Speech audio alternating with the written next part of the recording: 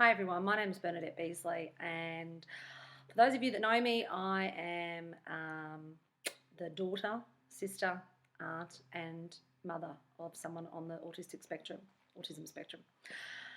I am a school teacher who is currently on leave and studying my master's in autism studies. I've just completed on the pathway my graduate certificate in autism studies, and I'm moving on deeper into the Masters of Autism Studies.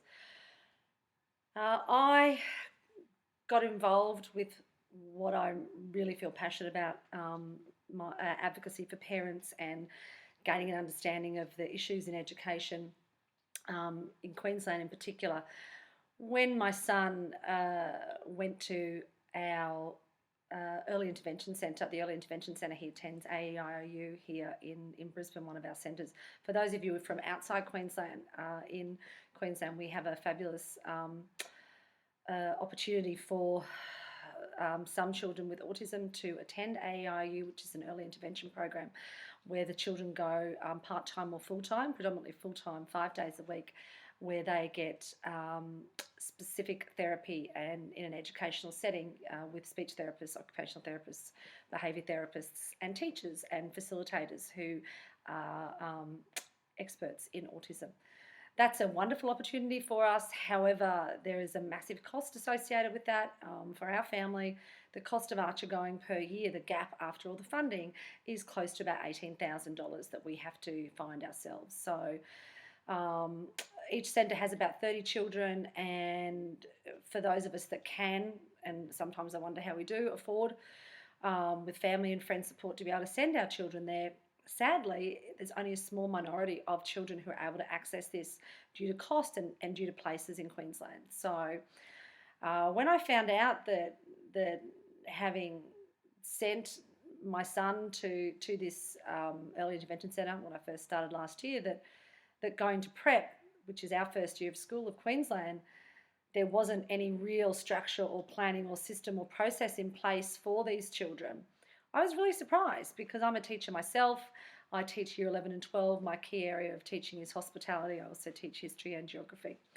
And I, even though I was a teacher, couldn't believe that I could send my son to this amazing early intervention centre, but then in our state, in our school system, there was no structured support or policy or anything in place. And that's where I started sort of digging and getting a bit more information and doing some work with my amazing the amazing head of the Autism Centre of Excellence program at Griffith University, Dr. Amanda Webster, who I've been working quite closely with, and one of our other master's student, Todd Whitehead, who's also a parent of 3 out of 4 children with autism, if you can imagine. So we are currently on a journey whereby a lot of you would know that we had a meeting with the Premier in February this year. That came from, would you believe, his electorate office in Ashgrove being right next door to a new hairdressing salon that my sister-in-law opened, and he came in to see us in the December, and I actually locked him in the salon and wouldn't let him leave until he heard my cause on the issues in education with our children for autism, and got him to promise me a meeting in the new year, which happened in February. So from the meeting in February, myself and Dr. Amanda went to see him. He was quite interested. You know, who knows how these politicians are really, but he then suggested that he'd like us to go and see John Paul Lanebrook, the Education Minister, which is what we did in May. Myself, Dr. Amanda Webster, Todd Whitehead, my beautiful friend Nicole Vella, who I've met on this journey with regards to schools and autism, and Dr. James Morton, who is the actual founder of AEIU centres here in Queensland and hopefully very soon Adelaide. We actually got to spend an hour with John Paul Lanebrook, the Education Minister of Queensland, during Parliament time on a Wednesday afternoon, I think it was, back in May, and really we took a case of your stories that we'd asked from our Autism Schools Facebook page asking for parents to tell us their stories and what was happening in real terms with regards to enrolment, learning, inclusivity with their students. And Nicole did a huge amount of work uploading these, putting them into different sections, and we actually took a pile about this big to Parliament House and presented them to the Education Minister. We also talked a lot about the fact that, you know, the government have got fabulous policies and statements on autism and inclusivity.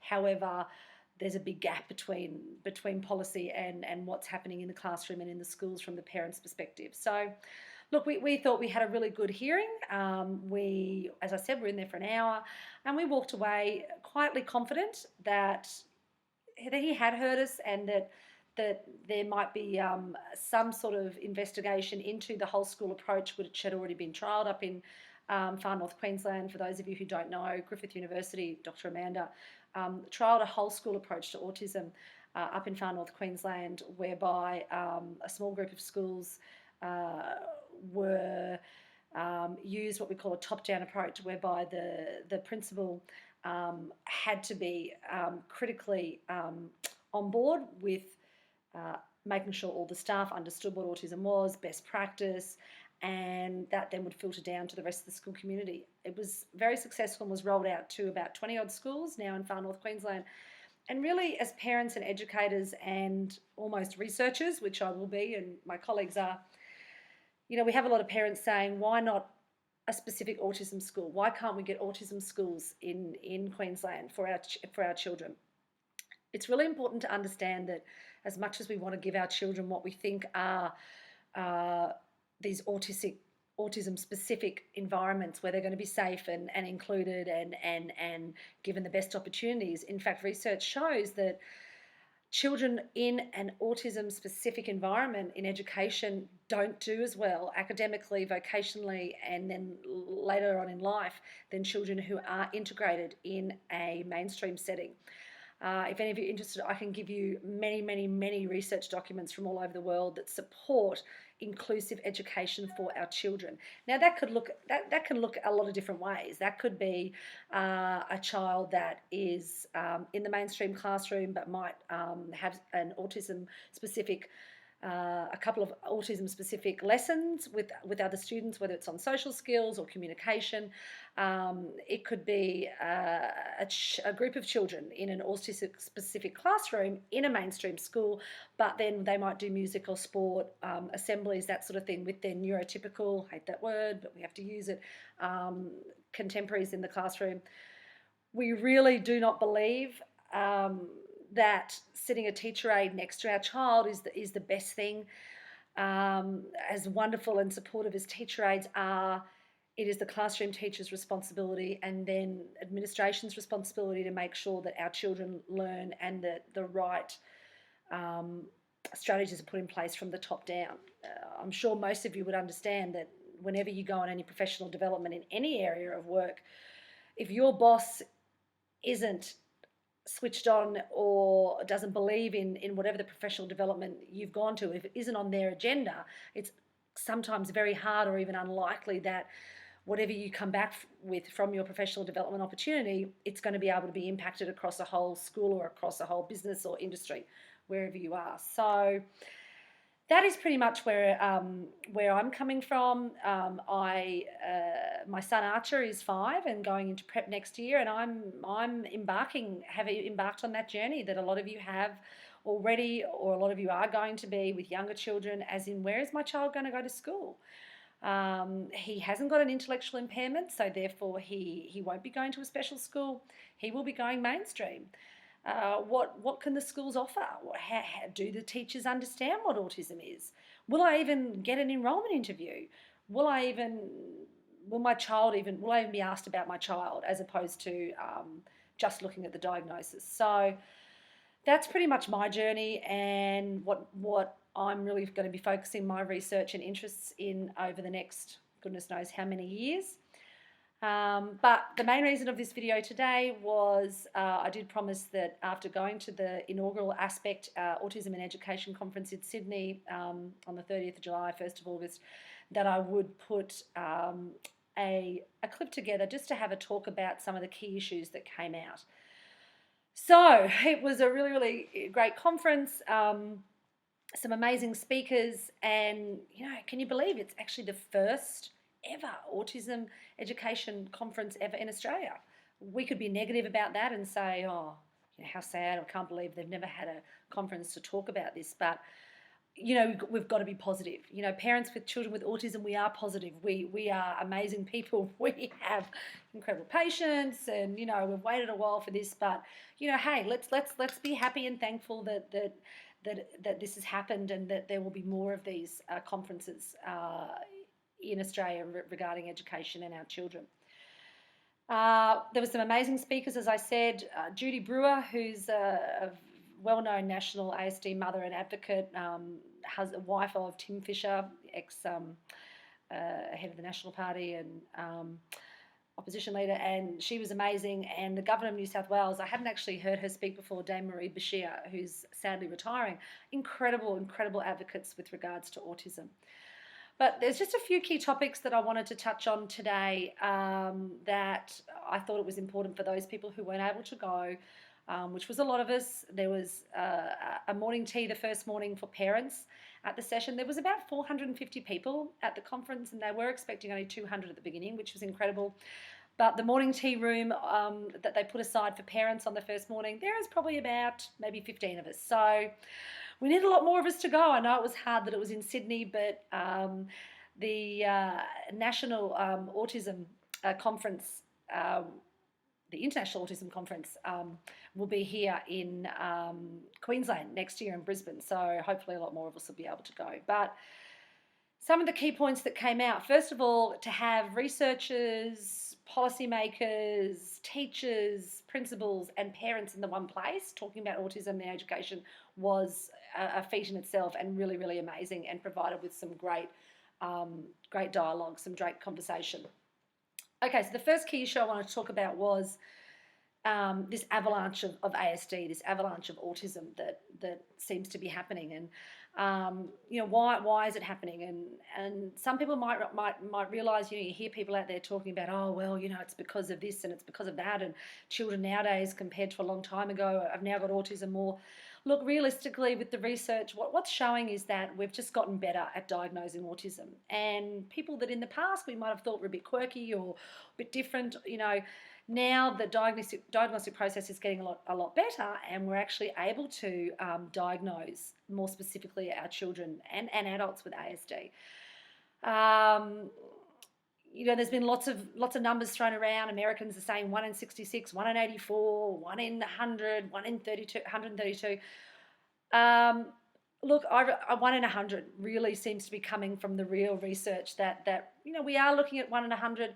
It's not actually a massive difference in the last 10 years, but it is more apparent. Another reason why there are also more numbers of children with autism is that a lot of developmental disabilities or mental or neurological issues in the past weren't actually, if people had those diagnoses, they weren't actually also checked for autism or diagnosed with autism. And what we know now is that it's quite usual that a person with autism has what we call a comorbid condition, which is another condition in addition to autism.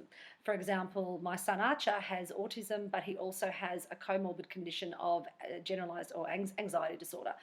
So in the past, people who might have had anxiety or ADHD, Down syndrome, that was their diagnosis and that was it. But now more evidence is showing that there could be multiple diagnoses, and therefore now those people are being checked for autism as well, and they're finding that they do have that. So that's obviously increasing the numbers of people with autism.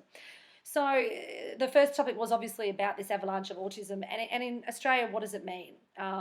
Looking at the NDIS, which in Queensland we don't know a lot about, and by the sounds of it, a lot of the other states who are trialling it are having issues with, but it was interesting to hear that people with autism is actually they're the biggest group of people who are accessing and using services with the current NDIS. So that says to me that if that's true, which obviously it is, then there's going to have to be more work done on autism and the characteristics of autism and understanding autism if we are going to be, our children, us, whoever has autism, are going to be the biggest people that are tapping into using the NDIS.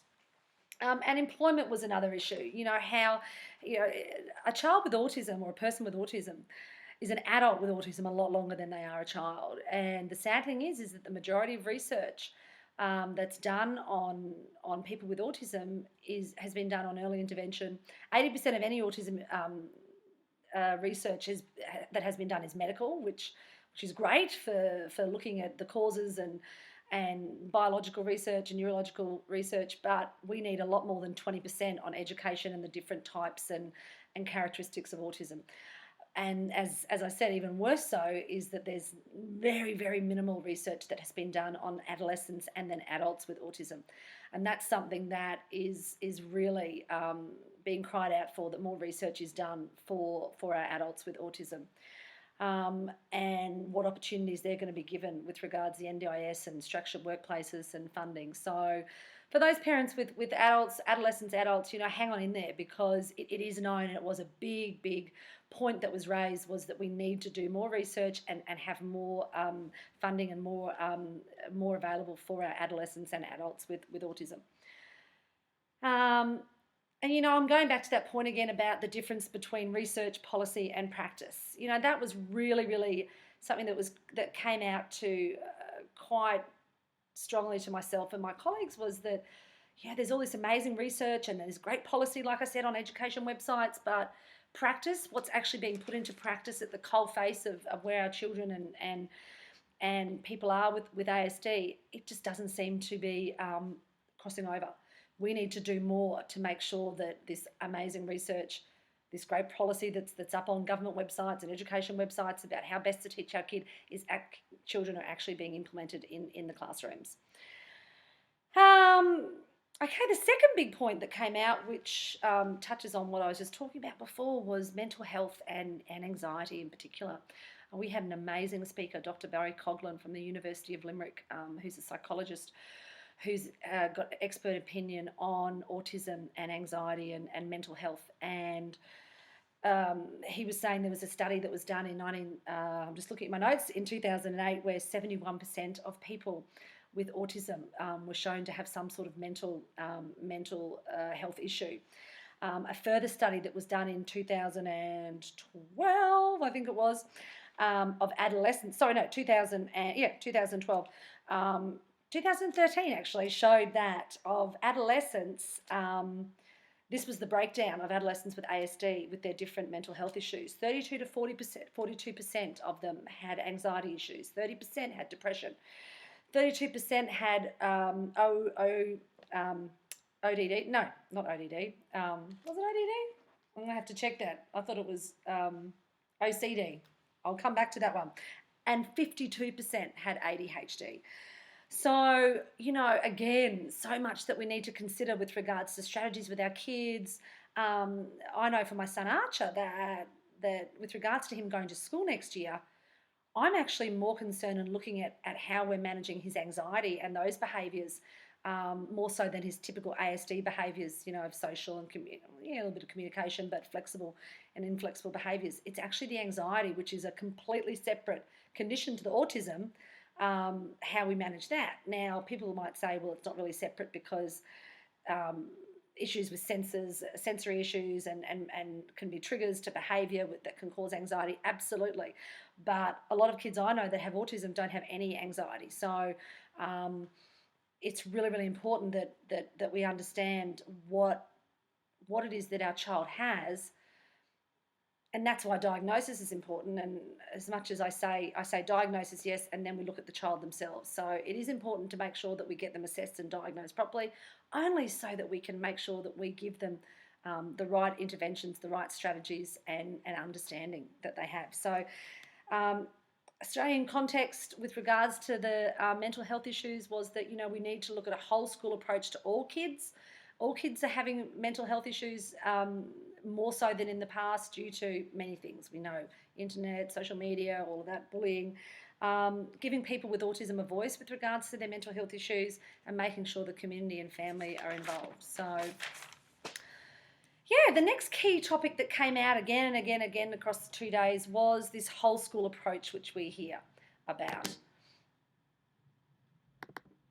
Oh, my screen just went blank then. Whole school approach. What do we mean by that? What do we mean by a whole school approach? This goes back to what I was talking about the Far North Queensland whole school approach trial.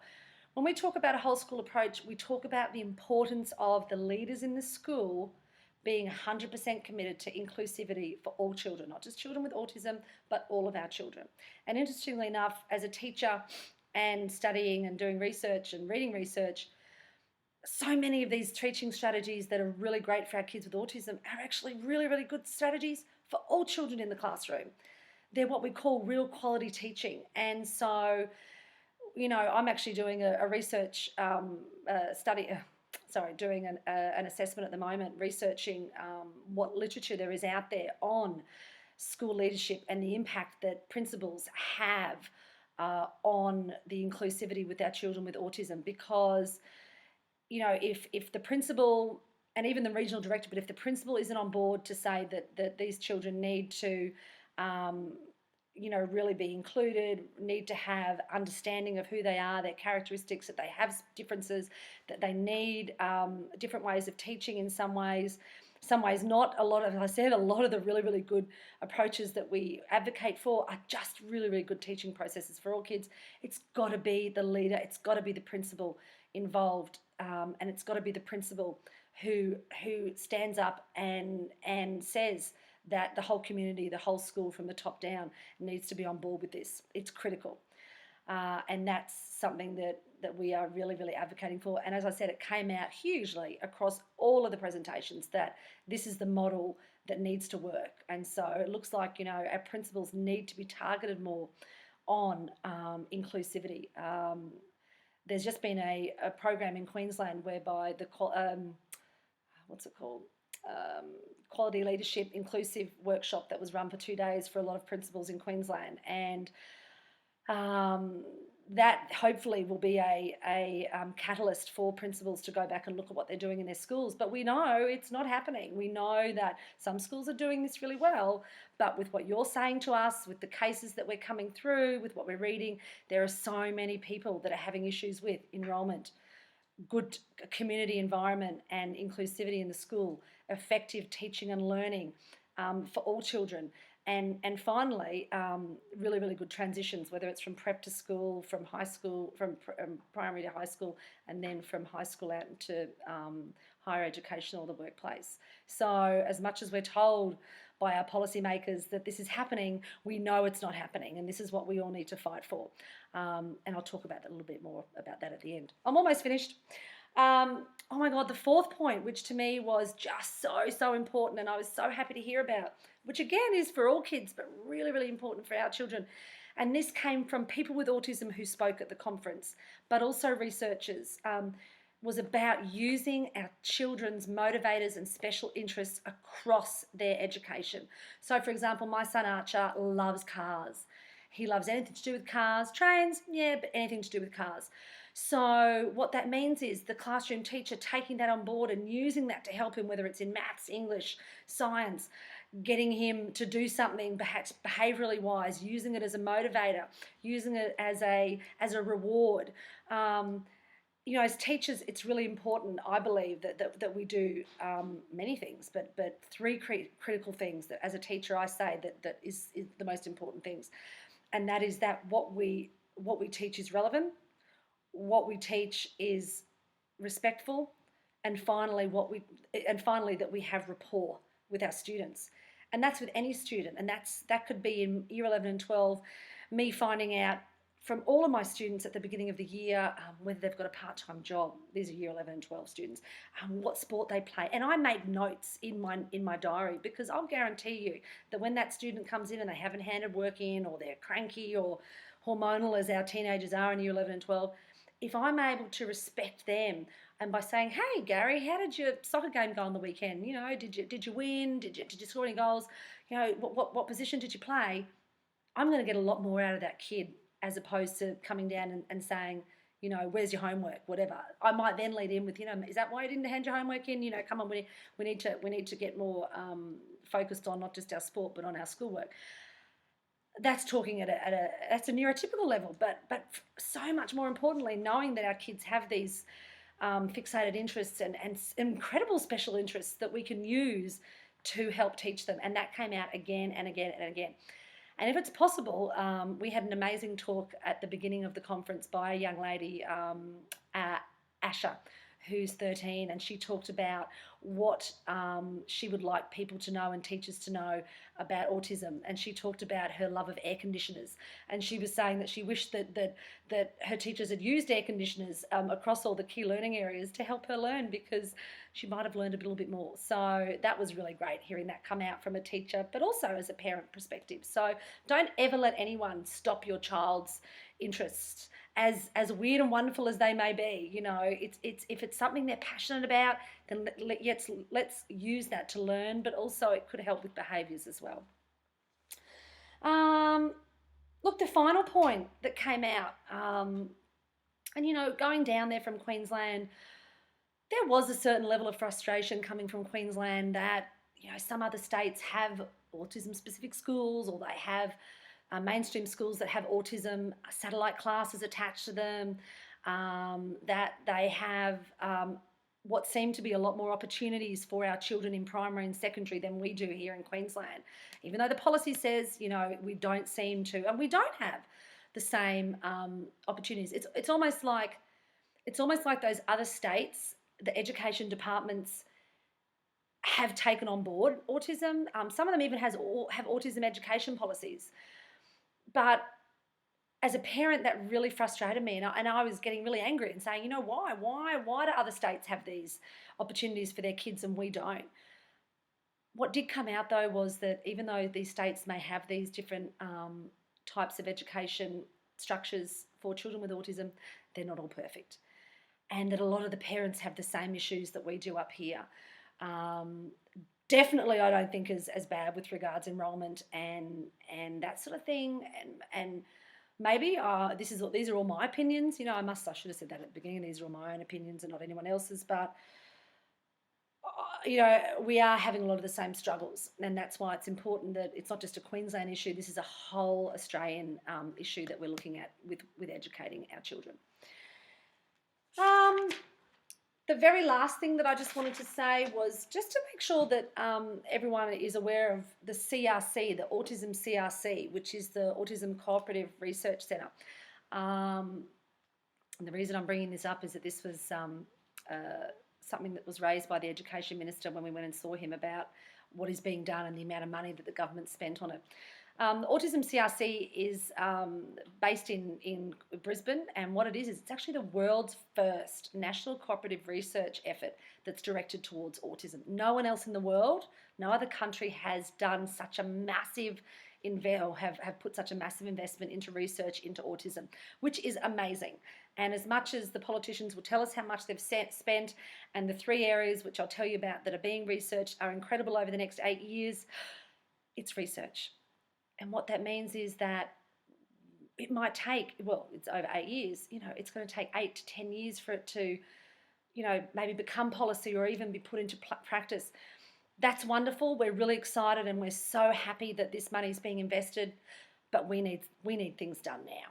We need good practice now, and we need government and leaders to listen to us now. But I'll just quickly mention it because I would really encourage all of you to go onto their website. There's some incredible research projects that are being done, which where I'm involved in one at a family level. But the 3 areas that are being researched, first of all, the area of diagnosis. So Dr. Andrew Whitehouse at the University of Western Australia is heading up this area on this is all your diagnosis, biological, genetics, that sort of thing. So they're going to be looking for families and looking for people to do an actual have this I don't even know what they're going to call it, but have all this information about genetics and people, families with ASD actually on record, so they can use it for research in the future. So that's diagnosis. If you're interested, have a look at that. The second area being researched is education and best practice, and the third area that's being researched is adulthood and successful transitions from education to higher education to the workplace. There's lots of partners involved in the CRC, University of Queensland, Autism Queensland, QUT, Griffith University, Mater Research, AIU, Department of Education in Queensland, La Trobe Uni, University of Queensland, Curtin University, University of Western Australia, Aspect, massive amounts of people. And so it's really exciting, and I encourage you to go and have a look and see if you can be involved in any of these research projects for free. And look and see what your universities are doing if they have any psychology or autism related studies. For example, we had a flyer come out about our psychology department at Griffith University undertaking, one of their research PhD students undertaking a study on high functioning autism and anxiety. And they were looking for children aged 3 to 5. So I contacted them. Needless to say, from term 4, I'm really excited because I will be attending weekly for 10 weeks a parent session with about 4 to 5 other parents, with the psychologists teaching us the most up-to-date strategies on dealing with anxiety with our children with autism. Absolute cutting edge, most probably some cognitive behaviour therapy, mindfulness, that sort of stuff. But this is free. This is free, free strategies, free practices, free information that I'm being given that I'll use for my son Archer, but also I'll be able to use in my studies and advocacy and helping parents down the track with my business, which is what I'm going to be doing. Okay, I think that's pretty much it. I really hope that I gave you some information. If anyone would like to contact me, you can through our Facebook page. I need to also explain our Facebook page, which still is called Autism Schools Demanded in Queensland, but we can't change the name of it because of Facebook, but we're actually demanding, it's actually autism schooling that we want. We want our children to be prioritised according to their needs, their challenges, their strengths, because our kids have incredible strengths, and we want our schools to all be able to enrol our children, to give them a great education, to be inclusive, give them the same opportunities that all other children have, because that's what our government, whether it's state or federal, say, that all children in Australia should be given this opportunity for an incredible education. And at the moment, because of issues with enrolment, because of issues with lack of understanding, because of issues with leadership, because of issues with policy and government and funding, this isn't happening. So we have had a reply back from the Education Minister regarding our meeting in May. I'm not ready yet to fully disclose what that was, because myself, Amanda and Todd and Nicole are currently putting together a reply to the Minister and the Premier and the Director of Education. But we are going to need your help, because there's an election coming up in Queensland, and we need to let our members of Parliament know that we're not happy, that our children aren't getting that education that supposedly all our children in Queensland are.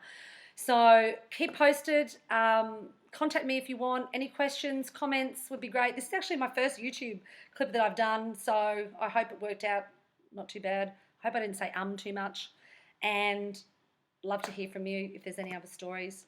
Thank you very much.